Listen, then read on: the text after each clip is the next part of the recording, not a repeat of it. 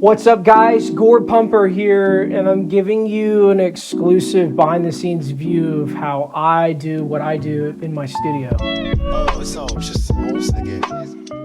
A lot of people have been asking me what it takes to have a video perform super well in the YouTube algorithm, whether it's shorts, videos, posts, or images on youtube.com.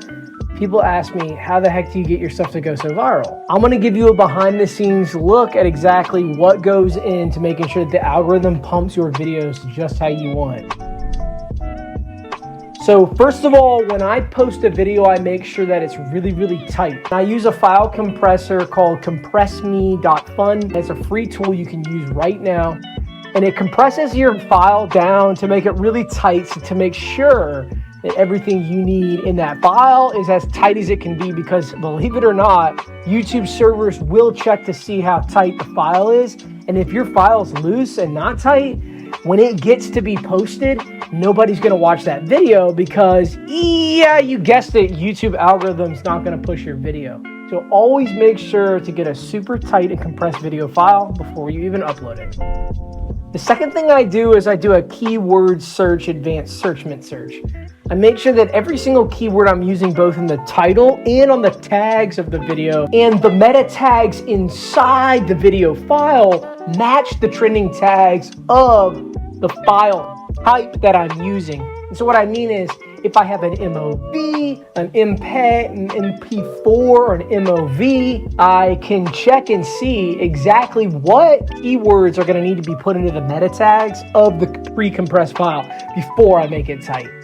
So I can do that with a number of different ways. I can go to keywordchecker.me, or I can use a lot of different free online resources. I'll put a link in the description to all the resources that I use to make sure that the meta tags, the loose file before it's tight, have all the keywords that you need.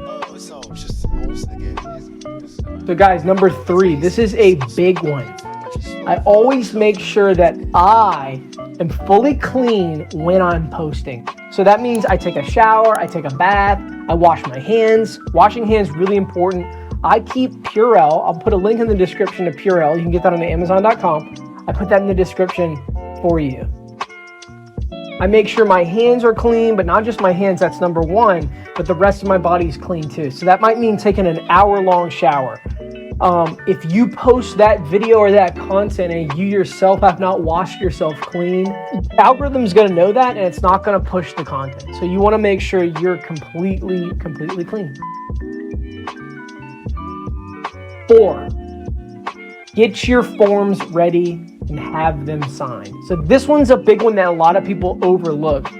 Make sure all the forms that you have that have to do with your content, whether you're making technical automotive, you're making auto tech videos, product review tech videos, if you're making whatever your YouTube niche is, make sure that the legal forms you need for that video are completely signed and completely done.